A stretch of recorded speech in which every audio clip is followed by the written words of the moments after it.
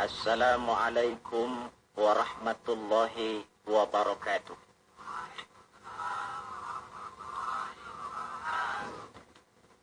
A'udzu billahi minasy syaithanir rajim.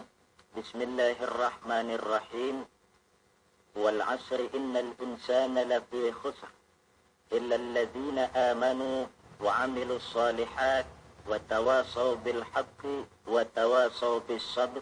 Shadaqallahul 'azim. Saudara-saudara seiman dan sekeyakinan yang berbahagia. Seperti yang sama kita maklum, ada satu kesamaan pandangan dari kita bangsa Indonesia tentang agama, yaitu bahwa agama merupakan hal yang mutlak penting dalam kehidupan ini. Baik dasar negara Pancasila maupun Undang-Undang Dasar 45, seperti yang tercantum dalam pasal 29 ayat 2, seharusnya menjadikan merupakan tempat yang subur bagi tumbuh dan berkembangnya kehidupan beragama di negara yang kita cintai ini. Namun dalam kenyataannya, tidak semua orang yang mengatakan agama itu penting, lalu mau hidup mengikuti aturan agama. Lebih celaka lagi kalau agama hanya sekedar dijadikan lipstik, pemanis bibir, penghias hidup. Agama cuma sekedar seminar, muktamar, kongres atau tulisan besar-besar, tetapi yang tidak pernah terwujud di dalam kehidupan nyata sehari-hari. Oleh karena itu, dalam rangka ikut serta memantapkan kehidupan beragama di negara yang kita cintai ini, pada pertemuan kita kali ini, saya akan mencoba menjelaskan bagaimana seharusnya sikap seorang Muslim terhadap Islam. Ayat yang saya bacakan di awal tadi merupakan surah terpendek ketiga dalam Al-Quran, sesudah surah Al-Kautsar dan surah Al-Ikhlas, di mana Allah Subhanahu wa Ta'ala menyatakan, demi masa, sesungguhnya manusia pasti berada di dalam kerugian, kecuali orang-orang yang beriman, beramal saleh, nasihat menasihati di dalam kebenaran, dan nasihat menasihati dengan cara yang sabar. Apabila kita dekati ayat ini, akan segera nampak di dalamnya 4 sikap seorang Muslim terhadap Islam. Sikap yang pertama, seorang Muslim adalah seorang yang mengimani Islam. Amanu. Sebagai way of life, sebagai pandangan dalam kehidupan ini. Masalahnya kemudian, bagaimana seorang Muslim mengimani Islam sebagai agamanya? Pertama, seorang Muslim harus yakin Islam sebagai agamanya adalah satu-satunya agama yang benar. Sikap ini kelihatannya fanatik. Tetapi apalagi yang harus dikatakan? Selain dari bahwa fanatik dalam arti berpegang teguh kepada agama merupakan bagian daripada kehidupan beragama. Sebab hanya dengan fanatik dalam artian itu sajalah orang konsekuen terhadap agamanya sendiri. Dan saya kira merupakan satu sikap yang wajar bahwa setiap penganut suatu agama hanya menganggap dan berkeyakinan agamanya sajalah yang benar. Oleh karena itu, kita bukan tidak setuju dengan ungkapan semua agama benar. Bukan tidak setuju dengan ungkapan semua agama baik. Bagi kita, kalimat itu belum merupakan kalimat yang sempurna. Semua agama benar bagi penganutnya masing-masing. Semua agama baik bagi penganutnya masing-masing. Kalau seorang Muslim sudah berkeyakinan bahwa semua agama baik, maka bukan saja tidak diajarkan, tetapi malah bertentangan dengan tuntunan Al-Quranul Karim. Kita lihat misalnya dalam surah Ali Imran ayat 19. Allah menyatakan, Inna dina indallahil Islam. Agama yang diridhoi Allah itu hanya agama Islam. Selanjutnya dalam Ali Imran 85 Allah menjelaskan, wa may yabtaghi ghairal islami dinan fala yuqbala minhu fa huwa fil akhirati minal khasirin. Orang yang mencari agama selain daripada Islam, maka agamanya tidak akan diterima dan di akhirat nanti dia akan termasuk ke dalam golongan orang-orang yang merugi.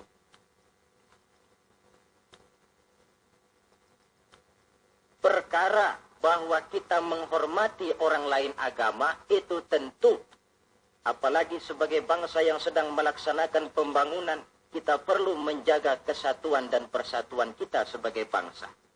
Tetapi menghormati orang tidak identik dengan menghormati agamanya. Satu hari, saudara-saudara, ketika Rasulullah Sallallahu Alaihi Wasallam sedang berkumpul dengan para sahabat, lewatlah serombongan orang mengusung jenazah. Rasul berdiri, sahabat ikut berdiri. Ketika jenazah sudah lewat, seorang sahabat memberitahu, "Ya Rasul, yang tadi diusung orang itu jenazah Yahudi. Kenapa Tuhan berdiri memberikan hormat sampai kita juga ikut berdiri?" Jenazah Yahudi, kata Rasul. "Iya." "Orang bukan itu?" "Ya orang, kalau orang sih." Nah, kalau kau lihat orang usung macam itu berdiri, sudah mati sekalipun masih diberikan penghormatan. Tetapi itu manusianya. Perkara agama kita dibatasi oleh ayat lakum dinukum waliyadi. Bagi Tuhan agama Tuhan, bagi kami agama kami. Tuhan silahkan melaksanakan agama Tuhan, kami akan melaksanakan agama kami. Kami hormati Tuhan, Tuhan juga hormat kepada kami. Persilahkan melaksanakan ajaran agama tanpa perlu menyampaikan agama kepada orang yang sudah beragama. Inilah sikap yang perlu ditegakkan agar kita jangan ngambang di dalam kehidupan beragama dengan memandang semua agama sama saja, semua agama benar, yang pada akhirnya kita tidak akan punya prinsip di dalam memegang teguh ajaran agama kita. Yang kedua, dalam rangka mengimani Islam, seorang muslim harus yakin dan berpandangan bahwa Islam sebagai agamanya adalah agama untuk seluruh manusia. Kalau Nabi Nuh diutus oleh Allah cuma untuk kaumnya saja. Nabi Ibrahim pun untuk umatnya saja. Nabi Musa demikian pula, Nabi Isa pun begitu. Tetapi Nabi Muhammad sallallahu alaihi wasallam diutus oleh Allah Subhanahu wa taala untuk seluruh umat manusia. Kita baca dalam surah Al-Anbiya ayat 107, Allah Subhanahu wa taala menyatakan, "Wa ma arsalnaka illa rahmatan lil alamin." Kami tidak mengutus engkau wahai Muhammad melainkan untuk menjadi rahmah bagi seluruh alam. Dewasa ini, saudara-saudara, kita melihat timbulnya gejala di mana orang menganggap seolah-olah agama itu barang impor. Islam katanya kiriman Arab.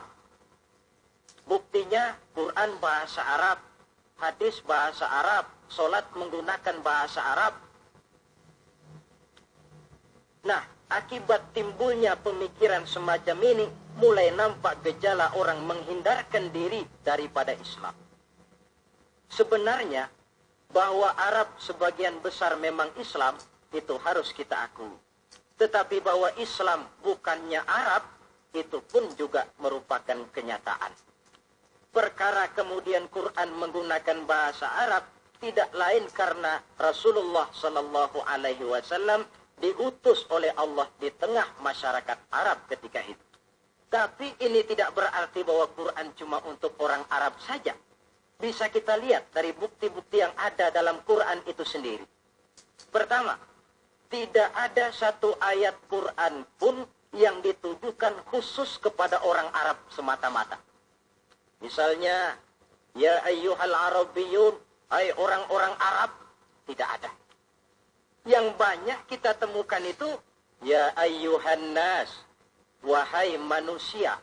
Digunakan kata yang bersifat umum. Manusia yang mana? Yang mana saja asal merasa manusia. Kalau tidak merasa manusia, tentu tidak perlu terpanggil dengan ayat ini. Lalu sholat menggunakan bahasa Arab. Tentu Islam telah mengikat kita dengan akidah. Sama Allah yang kita sembah, sama arah yang kita tuju dalam menyembah, sama bacaan yang kita baca, sama bahasa yang kita gunakan. Dari persamaan-persamaan semacam itu timbul ilaqah ruhiyah, mekanisme psikis yang pada gilirannya mengikat nilai-nilai persaudaraan yang lebih erat lagi. Cobalah kalau misalnya sholat saja dibiarkan tiap orang menggunakan bahasanya sendiri-sendiri, itu di samping akan menimbulkan berbagai kesulitan, kontak batin tidak akan cepat terwujud.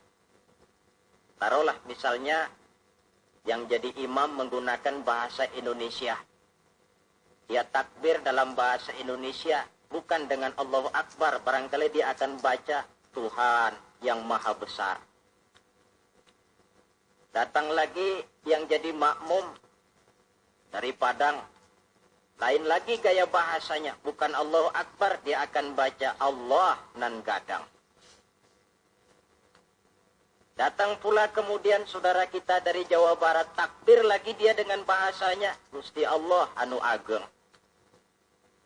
Lalu paling akhir barangkali datang anak Betawi, jadi makmum dia takbir lagi pakai bahasa Betawi, Tuhan yang gede banget. Kalau cara sholat saja sudah semacam ini, mekanisme psikis itu kan tidak akan cepat terwujud. Jadi bahwa Arab memang Islam, tapi Islam bukannya Arab. Sama dengan logika bahwa monyet itu adalah binatang, tetapi binatang bukan monyet. Monyet cuma salah satu jenis dari sekian ratus jenis binatang yang ada di alam ini. Sebab itu mengikuti Islam tidak berarti mengikuti Arab, tetapi mengikuti kebenaran yang diturunkan oleh Allah Subhanahu wa Ta'ala. Maka seorang Muslim harus yakin Islam adalah agama untuk seluruh manusia. Yang ketiga, dalam rangkaian mengimani Islam, seorang Muslim harus yakin dan berpandangan Islam sebagai agamanya adalah agama terakhir, yang dibawa oleh Rasul terakhir. Tidak ada Rasul sesudah beliau dan tidak ada agama lagi sesudah Islam. Dalam surah Al-Ahzab ayat 40 kita temukan penjelasan dari Allah Subhanahu wa Ta'ala, "Ma kana Muhammadun aba ahadim min rijalikum walakin Rasulullah wa khataman nabiyyin." Muhammad itu bukan bapak dari salah seorang kamu. Ia adalah utusan Allah dan penutup para nabi. Sebagai konsekuensi daripada ini ialah bahwa jikalau di zaman sekarang ini ada orang mengaku menjadi nabi, ada orang mengaku menjadi rasul, biar serbannya besar, biar jubahnya hebat, biar jenggotnya nyengser sampai ke bawah, biar bahasa Arabnya fasih, mengaku dia menjadi rasul, kita wajib untuk tidak percaya. Sekali lagi, kita wajib untuk tidak percaya. Ini sebagai konsekuensi bahwa kita yakin Islam agama terakhir. Yang keempat, dalam rangka mengimani Islam, seorang Muslim harus yakin Islam sebagai agamanya adalah batas kemungkinan. Apakah seseorang bisa mendapat ampunan Allah atau tidak? Dengan kata lain, Islam adalah batas antara surga dan neraka. Ada orang yang tidak terlalu simpati kalau kita memvonis masalah agama dengan surga dan neraka. Tetapi sebenarnya memang itulah hakikat daripada kehidupan beragama. Itulah terminal akhir. Agama itu masalah halal dan haram, masalah benar dan salah, masalah hak dan batil, dan pada penghujungnya masalah surga dan neraka. Dalam Islam artinya dalam tauhid. Dalam tauhid artinya dalam daerah kemungkinan memperoleh ampunan. Di luar Islam, di luar tauhid. Di luar tauhid, syirik. Sedangkan syirik merupakan dosa yang tidak berampun. Kita baca dalam surah An-Nisa ayat 48. Yang diperkuat pada surah yang sama ayat 116. Allah menjelaskan, Innallaha la yaghfiru ayyushraka bihi syai'a wa yaghfiru ma duna dzalika liman yasha. Allah tidak akan memberikan ampun kepada orang yang menyekutukannya dengan sesuatu, tapi Allah akan mengampunkan dosa yang selain itu bagi orang yang dikehendakinya. Jadi yang namanya dosa, sepanjang tidak syirik, sepanjang orang tidak menyekutukan Allah, bagaimanapun besarnya dosa, masih dalam batas-batas kemungkinan memperoleh ampunan Allah. Kalau sudah di luar tauhid, jatuh kepada syirik, sudah di luar jangkauan kemungkinan untuk mendapatkan ampunan dari Allah Subhanahu wa ta'ala. Saudara-saudara seiman dan sekeyakinan, empat cara di dalam kita mengimani Islam ini pada gilirannya akan memberikan warna di dalam kehidupan kita. Nilai-nilai iman semacam inilah yang kita kehendaki agar kita selamat daripada kerugian seperti yang dijelaskan Allah dalam awal surah Al-Asr itu tadi. Nah, sekarang sikap yang kedua. Bagaimana sikap seorang muslim terhadap Islam setelah amanu, setelah dia mengimani Islam? Yang kedua, wa'amilus salihah. Seorang muslim adalah seorang yang mengamalkan Islam. Sebab apa? Kita tentu maklum. Iman, konsepsi ideologis yang bersifat abstrak. Sedangkan amal, refleksi yang ditimbulkan oleh nilai-nilai iman itu. Iman ibarat strom. Tidak nampak oleh pandangan mata zahir. Kita tidak bisa melihat strom itu. Yang bisa kita lihat gejala yang ditimbulkan oleh strom. Baik dalam bentuk terang misalnya, suara, gema, gerak, dan sebagainya. Iman tentu saja tidak kelihatan. Tapi bisa dinilai dari amal yang dikerjakan oleh orang. Artinya, kalau ada iman, tentu dia beramal. Iman mendorong manusia untuk beramal. Itulah sebabnya dalam banyak ayat-ayat Al-Quran, kata-kata amanu selalu berangkaian dengan wa'amilus salihah. Amanu wa'amilus salihah. Sebagai pertanda bahwa iman dan amal merupakan hal yang tidak terpisahkan satu sama lain. Nah, untuk bisa hidup mengamalkan Islam, tentu harus didahului dengan mengilmui Islam. Sebab bagaimanapun juga mengamalkan Islam tanpa didasari oleh mengilmui Islam, maka besar kemungkinan amaliyah kita akan sia-sia adanya. Yang akan rugi tentu kita sendiri. Oleh sebab itu, setelah mengimani Islam, kita berkewajiban mengamalkan Islam dengan didahului oleh pengetahuan tentang Islam. Jangan sampai seperti yang nampak banyak sekarang ini, di mana orang memandang Islam itu seperti orang buta mengenal gajah. Ini yang barangkali dalam istilah para sosiolog disebut dengan frame of reference. Kacamata pandangan yang salah. Ada 3 orang buta dilepas ke kebun binatang, disuruh kenal gajah. Saya yakin laporannya pasti lain-lain. Orang buta pertama datang, lapor Pak, yang namanya gajah kecil panjang seperti ular. Kenapa dia laporan macam ini? Sebab kebetulan yang dia pegang ekornya. Datang orang buta kedua, ngotot. Salah Pak itu, tidak betul. Yang paling betul saya Pak. Kalau gajah itu Pak, kecil, besar, tipis, lebar. Seperti kipas. Sebab apa? Karena kebetulan yang dia pegang telinganya. Lalu orang buta ketiga datang, lebih ngotot lagi dari yang kedua ini. Pak, dua-duanya Pak salah, tolol bin goblok. Yang paling betul itu saya Pak. Yang namanya gajah itu Pak, besar tinggi macam pohon kelapa. Sebab apa? Kebetulan yang dia pegang kakinya. Salahkah mereka? Tidak salah. Cuma datanya belum lengkap. Baru kenal ekor gajah, sudah berani mengambil kesimpulan, itulah gajah. Yang satu baru kenal telinga gajah, sudah menarik konklusi, itulah gajah. Dan yang lain baru tahu dan baru kenal kaki gajah, sudah mengemukakan pendapat, itulah dia gajah.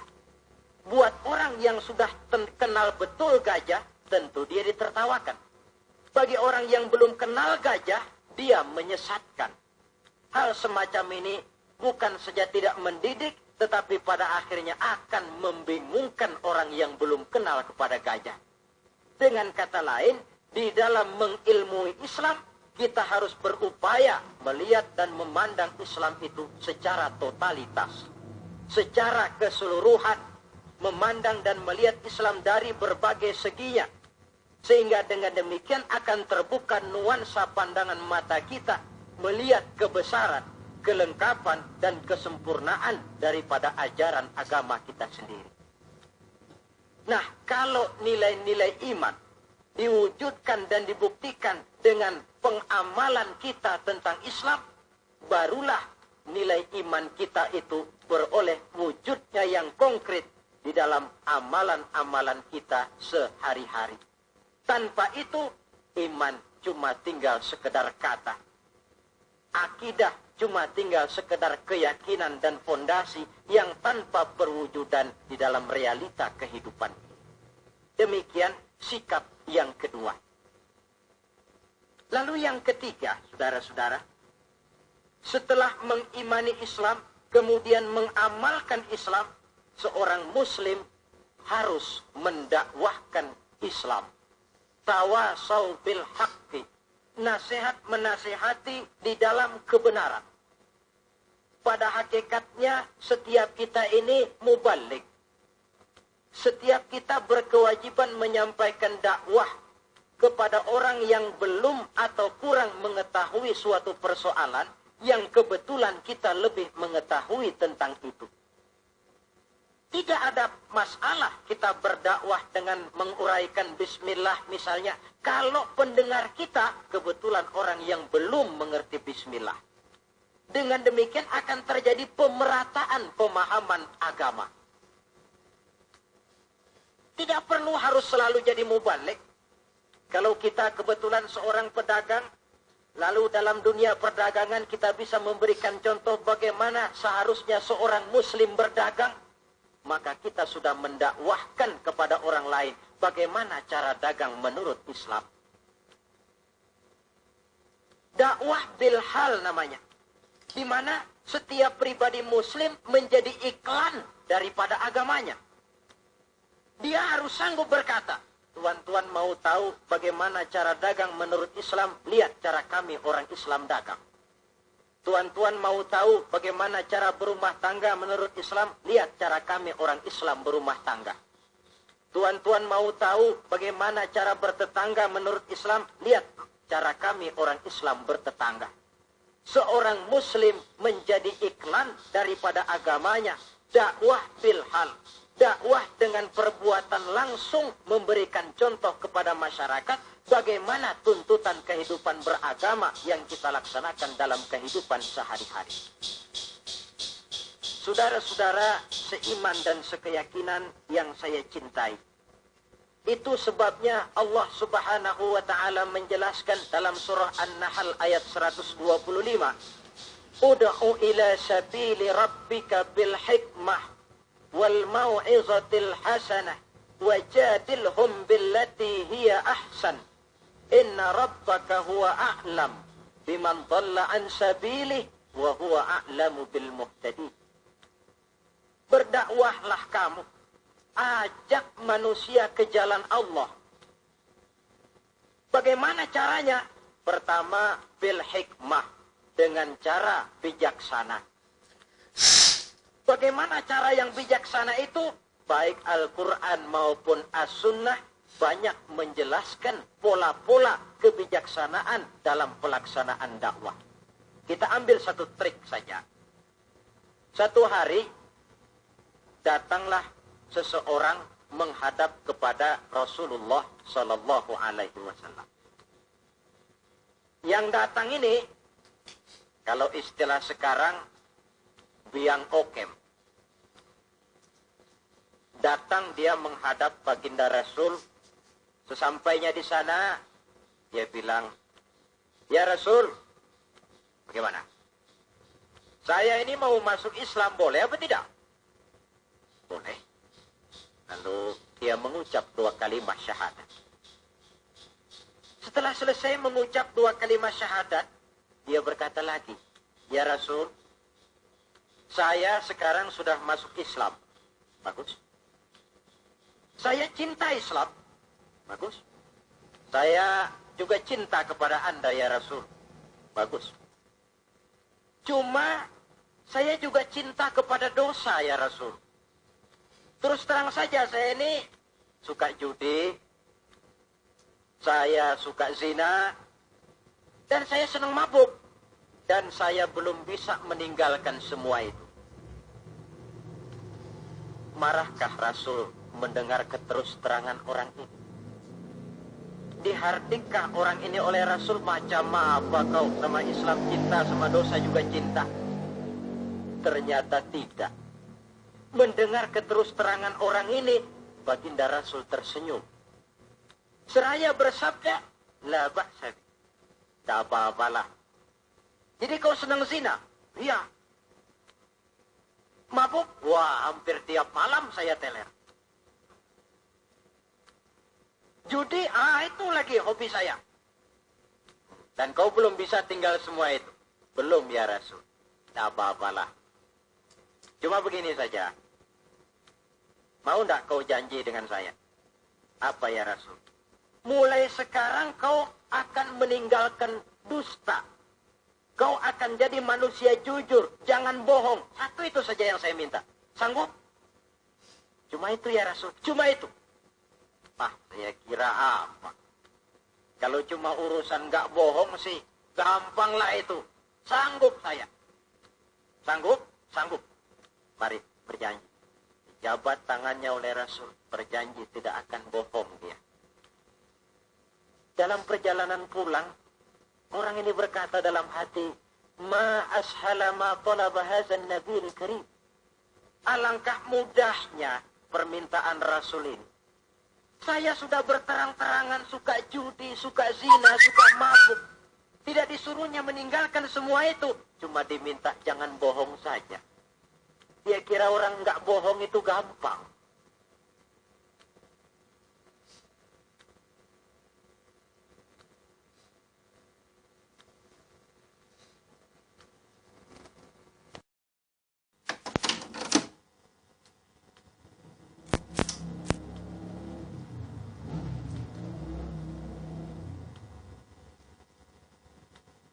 Padahal, saudara, Nabi Ibrahim itu satu hari pernah nangis. Allah tegur Ibrahim, "Kenapa nangis kamu ini?" Kata Nabi Ibrahim, "Ya Allah, bagaimana saya tidak nangis? Saya ingat-ingat Nabi Adam itu dosanya cuma 1. Tidak boleh makan buah khuldi, dia makan. Kau begitu murka, kau usir dia dari surgamu.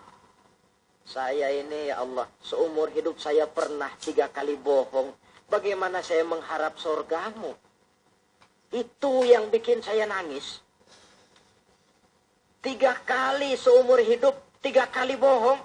Nabi Ibrahim nangis. Kita ini 1 hari 17 kali bohong, nyengir aja. Gak ada nangisnya.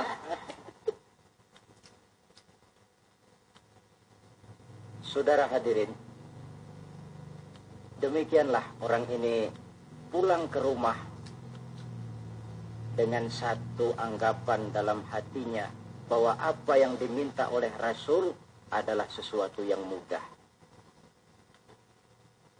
Lalu hari-hari pun berlalu, berganti dengan minggu, minggu pergi, datanglah bulan.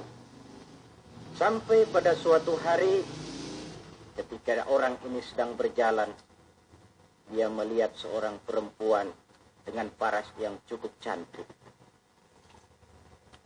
Datang syahwatnya. Rupanya orang ini termasuk kelas tegangan tinggi juga.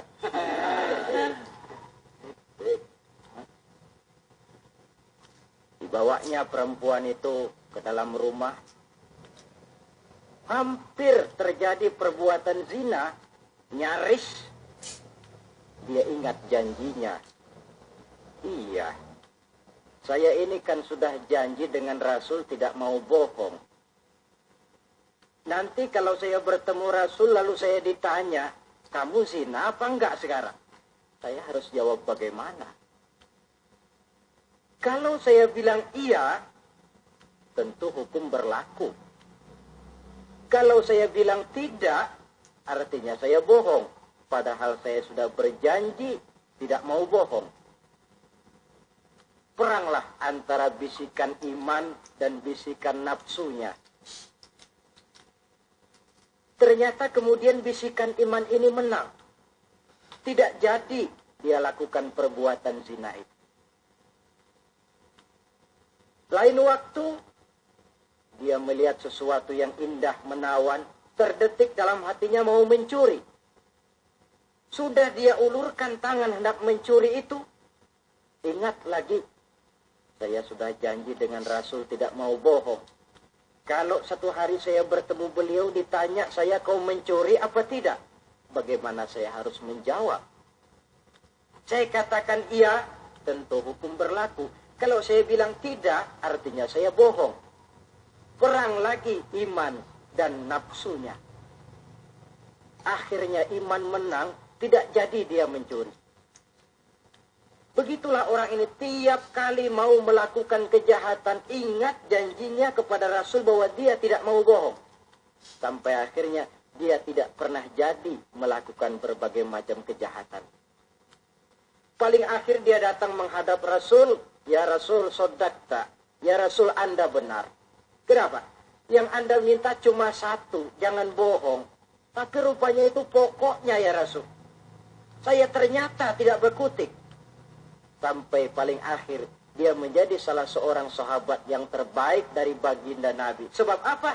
Hanya diminta meninggalkan bohong oleh Rasul. Ini pola dakwah yang dilaksanakan oleh Rasul dengan cara bijaksana. Processingnya melalui tahapan yang sesuai dengan kemampuan orang. Contoh lain. Satu hari datanglah seorang sahabat melapor, halaktu ya Rasulullah, wahai Rasul celaka saya ini. Ma'ahlakaka, apa yang bikin kamu celaka? Dia bilang, waqa'tu ala imra'ati fi Ramadan.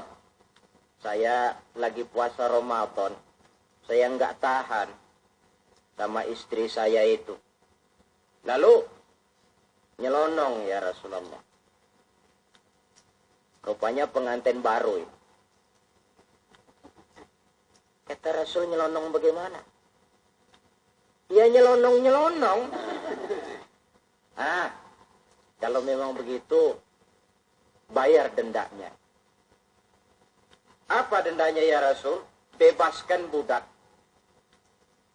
Waduh, saya tidak punya budak ya Rasulullah. Tidak punya? Tidak punya. Puasa 2 bulan berturut-turut. Ya Rasul, tidak kuat saya. Tidak kuat? Tidak kuat. Jangankan yang 2 bulan, yang sebulan aja nyelonong. Bagaimana yang 2 bulan saya tidak sanggup ya Rasul. Kalau memang tidak sanggup juga, beri makan 60 fakir miskin. 1 orang 1 mud. Ya Rasul, jangankan memberi makan 60 fakir miskin. Istri saya ini di rumah 1 hari masak, 3 hari libur.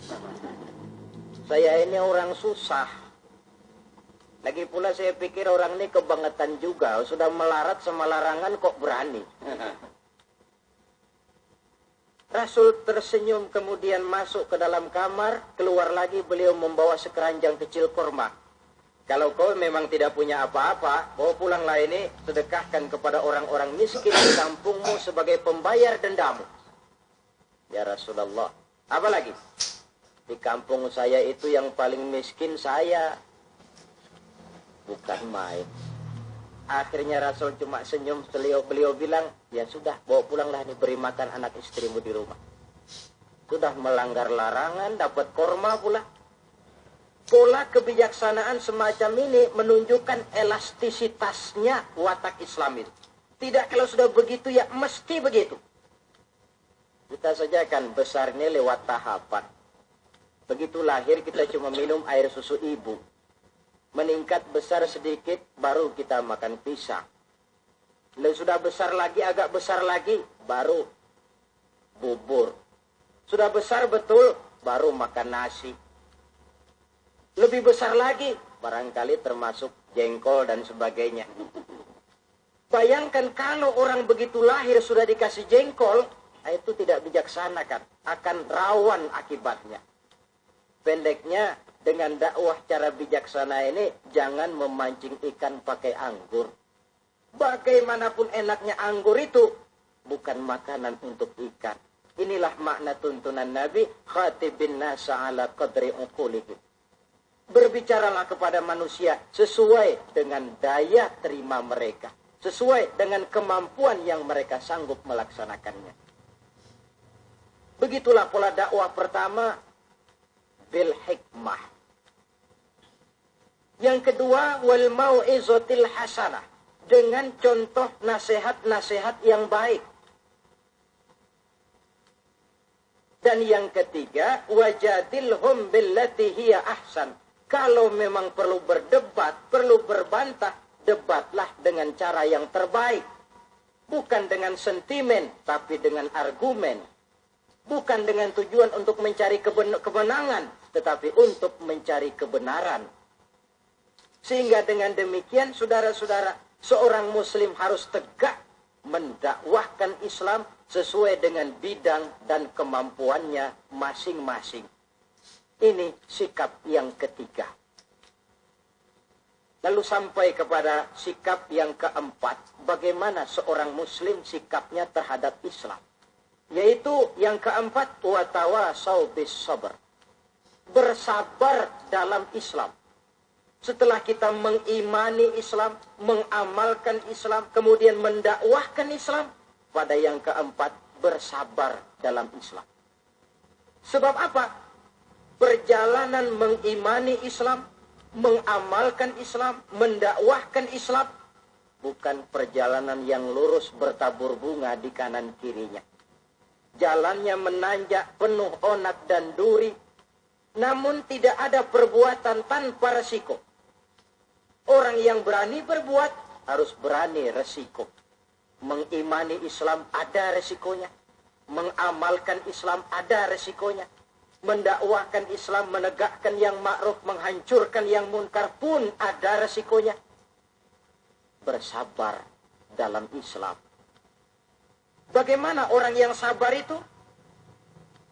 Allah menjelaskan, وَبَشِّرِ الصَّابِرِينَ الَّذِينَ إِذَا أَصَابَتْهُمْ مُصِيبَةٌ قَالُوا إِنَّا لِلَّهِ وَإِنَّا إِلَيْهِ رَاجِعُونَ. Orang yang sabar tidak lain adalah orang-orang yang kalau mereka mendapat musibah, terkena satu kesulitan, kembali kepada konsepsi dasar, inna lillah wa inna ilaihi raji'un. Kami berasal dari Allah dan kepada Allah pula kami akan kembali. Bukan ucapan itu yang penting, tapi penghayatannya.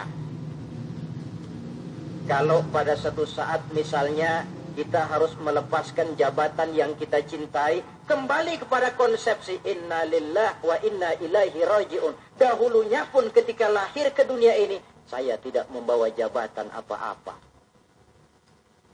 Kalau satu saat kita kehilangan harta benda yang sangat kita sayangi, kembali kepada konsepsi dasar. Dahulunya pun waktu terlahir ke alam ini saya tidak membawa apa-apa. Inna lillah wa inna ilaihi raji'un. Di belakang itu lalu baik sangka bahwa musibah, kepahitan dan penderitaan hidup bagaimanapun pedihnya, di belakang itu tentu mengandung hikmah. Cuma barangkali mata kita saja yang agaknya kurang terbuka untuk menelusuri hikmah di belakang itu. Lalu timbul semacam protes. Kenapa kesulitan yang datang menimpa saya? Padahal saya mengimani Islam, mengamalkan Islam, mendakwahkan Islam. Kenapa mesti kesulitan yang saya hadapi? Timbul protes dalam hati. Padahal hikmah di belakang itu tentu ada. Dan setiap muslim menghadapi bagaimanapun besarnya kesulitan, dia harus tetap husnuzon, baik sangka kepada Allah. Dengan satu keyakinan, di belakang setiap kesulitan mesti ada hikmahnya. Dahulu ada seorang petani, dia selesai bekerja di ladang, istirahatlah dia, tidur di bawah pohon beringin. Di sebelah pohon beringin ini ada pohon labu. Sambil tidur-tiduran dia berpikir, kalau saya lihat-lihat, Tuhan ini tidak adil, katanya. Masa pohon beringin pohonnya besar, buahnya kecil. Lalu pohon labu, pohonnya pohonnya kecil, kok buahnya besar. Ah, Tuhan bukan arsitek ulung ini. Tidak adil ini. Mestinya supaya enak dilihat itu, beringin yang pohonnya besar, buahnya besar sebesar buah labu. Lalu pohon labu yang pohonnya kecil, buahnya kecil-kecil sajalah sebesar buah beringin. Baru adil rasanya itu. Nah, apa yang terjadi? Rupanya Allah tidak membuktikan kebesarannya. Baru saja selesai dia berpikir Tuhan tidak adil, jatuh sebutir buah beringin tepat menimpa hidungnya. Dia terkejut.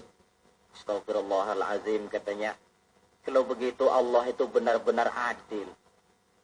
Coba kalau buah beringin sebesar buah labu, lalu barusan jatuh menimpa hidung saya, rasanya sudah tidak karu-karuan potongan muka saya ini.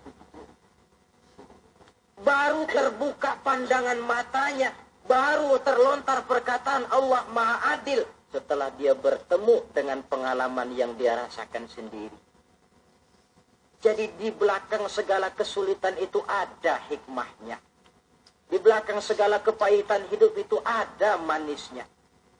Maka Allah membimbing kita bersabar dalam mengimani Islam, mengamalkan Islam, dan mendakwahkan Islam. Konsepsi kesabaran kembali kepada satu keyakinan. Semuanya datang dari Allah. Semuanya pun bakal kembali juga kepada Allah. Kita bisa hidup, berbuat banyak, menjadi ini dan itu, berusaha segala macam, lantaran kita hidup. Kita hidup ini lantaran ada roh dalam jasad kita. Ruh ini pun sebenarnya kita bukan hak milik mutlak.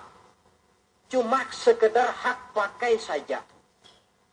Kapan waktu diambil oleh sang pemilik mutlak, tidak ada kekuasaan kita untuk mencegahnya.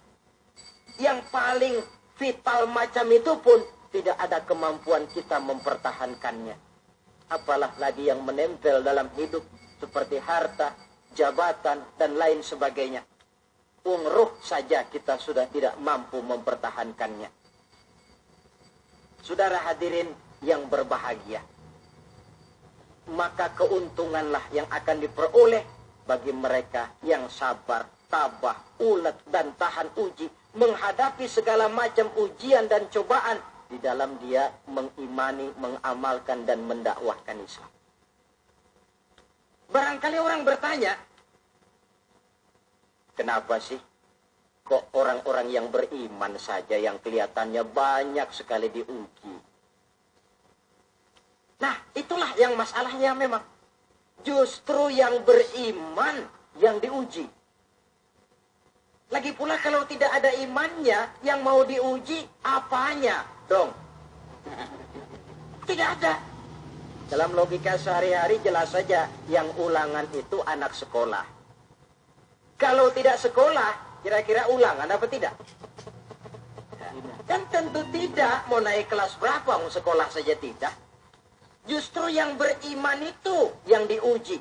Yang hidupnya mengimani Islam, mengamalkan Islam, mendakwahkan Islam. Makin tinggi kualitas iman, makin berat cobaan dan ujian itu. Sehingga Allah menjelaskan, ahasiban nasu ayyutraku ayyakulu amanna wa hum la yuftanun.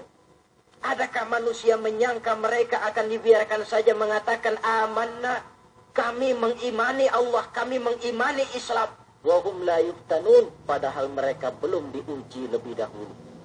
Artinya, jikalau kita sudah berani berkata saya iman kepada Allah, saya mengimani Islam dengan sepenuh keyakinan, siap-siaplah menghadapi cobaan dan ujian. Dan yang namanya cobaan ini tidak selalu yang berbentuk susah. Wa nabluukum bil khairi wasyarri, kata Allah. Kami akan coba, kami akan uji kamu dengan yang enak dan dengan yang tidak enak. Jadi bukan cuma sakit cobaan, sehat juga ujian.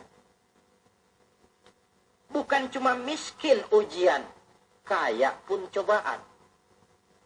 Tidak punya uang, cobaan. Banyak uang, ujian. Tapi kan belum pernah kita dengar ada orang bilang, Pak, saya lagi diuji oleh Allah. Kenapa? Uang saya lagi banyak, Pak. Belum ada orang berkata macam begitu. Kalau sudah bangkrut, pailit, nah barulah dia merasa diuji Allah. Dan dalam kenyataan, banyak orang lulus ketika diuji dengan kemiskinan, tapi gagal berantakan setelah dia dicoba dengan kekayaan. Banyak yang ingat Allah dikala dia sakit, dan manakala dia sudah sehat, Allah pun dilupakan. Ketika miskin dia hamba Allah, setelah kaya pindah menjadi hamba harta. Ketika dia orang biasa, dia hamba Allah. Naik pangkat, punya jabatan, pindah budak pangkat, budak jabatan. Tidak sesuai lagi antara ucapan dan perbuatannya. Baik, barangkali kita bercermin dari kehidupan seorang nabi, yaitu Nabi Ayub alaihi salam. Beliau ini orang kaya. Iblis itu paling tidak senang kalau ada orang baik. Dia lapor, wahai Allah, hambamu yang namanya Ayub ini dia rajin ibadah cuma karena kaya saja kau berikan harta. Coba kalau dia bangkrut, jatuh miskin, rasanya dia berhenti ibadah. Ah, Iblis, aku tahu Ayub itu hambaku yang ikhlas. Saya buktikan ya Allah, silakan. Turunlah Iblis ke alam ini. Mula pertama yang dia rusak adalah harta benda Nabi Ayub.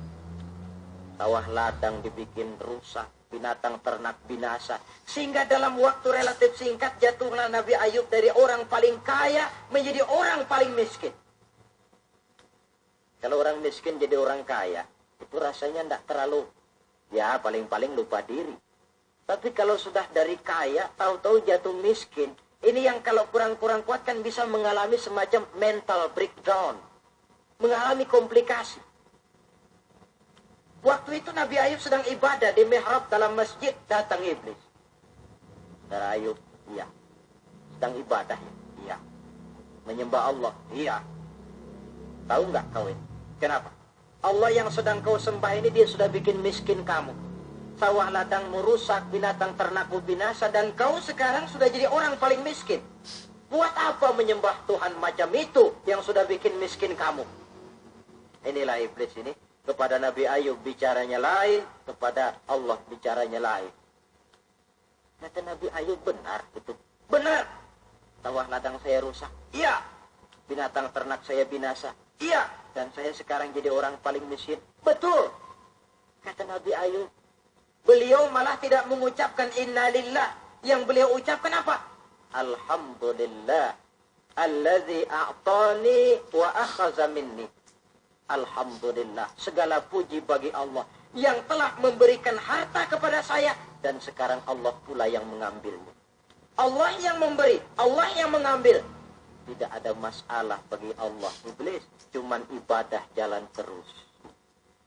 Kembali beliau ibadah. Keki bukan main iblis. Inilah sebagian dari cerminan orang yang punya fondasi dan kesadaran kepada penghayatan tentang kalimat inna lillah wa inna ilaihi raji'un. Kadang-kadang kita cuma sekedar ucapan tanpa penghayatan. Terkena musibah, mulutnya sih tidak berhenti. Innalillah, innalillah. Tapi nangisnya juga tidak mau berhenti. Tidak diiringi dengan kesadaran dari Allah segalanya berasal. Dan kepada Allah segalanya pun juga akan kembali. Nah, kalau sadarlah kita bahwa tidak ada satu perbuatan tanpa resiko. Dan resiko dalam mengimani, mengamalkan, dan mendakwahkan Islam merupakan sesuatu yang indah. Yang kalau kita hadapi dan kita modali dengan sabar, tentu buahnya akan nikmat kita rasakan dalam perjalanan hidup ini. Tanpa kesabaran, maka boleh jadi usaha kita pun akan sia-sia. Bukankah Imam Ali karramallahu wajhah pernah mengatakan, Haqqun bila nizamin yaghlibuhul batil binizamin. Kebenaran yang tanpa nizam, tanpa kesabaran, tanpa taktik dan strategi, dapat dengan mudah dihancurkan oleh kebatilan yang menggunakan taktik dan strategi. Tentu kita menginginkan nilai-nilai Islam ini tegak di masyarakat. Tapi ini merupakan prosesing yang bukan seperti orang makan pisang. Hari ini dimakan, hari ini kenyang, dan hari ini juga kadang-kadang bisa keluar lagi. Perjuangan menegakkan nilai-nilai Islam ini satu proses yang panjang. Seperti juga telah dijelaskan oleh kehidupan perjuangan Nabi, para sahabat, dan selanjutnya. Tidak merupakan satu proses yang sekali jadi. Itu sebabnya ditutup surah Al-Asr ini dengan kalimat tawasau bis sabr. Hendaknya bersabar kita di dalam menegakkan sikap yang dituntut dalam surah Al-Asr itu tadi. Saudara-saudara hadirin yang saya hormati. Dengan demikian 4 sikap telah saya kemukakan. Dari 4 sikap ini ternyata seorang muslim dituntut untuk menjadi pengiman Islam, pengamal Islam, dan pengawal Islam. Dengan motif sabar sebagai landasan daripada perjuangan kita mengimani, mengamalkan, dan mengawal Islam dengan pelaksanaan dakwah yang sesuai dengan bidang dan kemampuan kita masing-masing. Yang kita harapkan tentunya bahwa nilai-nilai keimanan kita ini mewarnai kehidupan dan menjadi warnanya hidup. Saya kira pun pembangunan akan lebih berhasil, Pancasila akan lebih aman di negara ini kalau dijaga dan dikawal oleh orang-orang yang teguh memegang agama dengan segala konsekuensinya. Mengimani agamanya dan iman itu menjadi warnanya kehidupan. Dengan kata lain, kalau iman ini sudah ikut kemanapun kita pergi dan dimanapun kita berada, itu sebenarnya sumber etika otonom. Bukankah satu bangsa yang baik selalu terdiri dari masyarakat yang baik? Masyarakat yang baik terdiri dari warga yang baik. Warga yang baik terdiri dari keluarga yang baik. Dan keluarga yang baik terdiri dari pribadi yang baik. Nah, pribadi akan menjadi baik kalau dia dikontrol oleh nilai keimanannya. Sebab apa? Puncak keimanan yang tertinggi sebenarnya tidak lain manakala seseorang sudah merasakan kehadiran Allah dekat dalam hidupnya. Kalau itu sudah dimiliki, apalagi yang lebih mampu mengontrol kita. Merasakan kehadiran Allah dekat dalam hidup. Sebab itu sebagai akhir, bawalah iman ini kemanapun kita pergi dan dimanapun kita berada. Kadang-kadang iman kita ini kan cuma sekedar penunggu rumah. Pegawai negeri mau ke kantor, imannya ditaruhnya di lemari. Setelah iman kau tidak ikut ke kantor. Kalau kau ke kantor nanti aku nggak bisa korupsi. Pedagang ke pasar, iman ketinggalan di rumah. So kalau iman dibawa ke pasar, katanya timbangannya tidak bisa curang. Tertinggallah iman itu di rumah. Iman yang tertanam dalam hati menimbulkan etika otonom. Dan etika otonom membuat manusia selalu merasakan kehadiran Allah dekat dalam hidup. Kemana lagi tempat kita hendak melakukan kesalahan kalau Allah menjadi daya kontrol yang paling efektif di dalam kehidupan. Inilah yang kita bicarakan pada pertemuan kita kali ini. Semoga Allah memberikan kekuatan kepada kita untuk hidup tegak mengimani Islam, mengamalkan Islam, mendakwahkan Islam, dan bersabar di dalam Islam. Saya akhiri dengan satu ungkapan. Wa qad yurja li jarhi sayfi bur'un wa la bur'u lima jarahal lisan. Kalau pedang lukai tubuh, masih kan ada harapan sembuh. Kalau lidah lukai hati, kemana obat hendak dicari. Untuk itu, saya mohon dibukakan pintu maaf yang sebesar-besarnya. Semoga yang saya sampaikan ini ada manfaatnya. Usikum wa iyaya bitaqwallah. Aqulu qawli hadza. Wassalamu alaikum warahmatullahi wabarakatuh. Waalaikumsalam.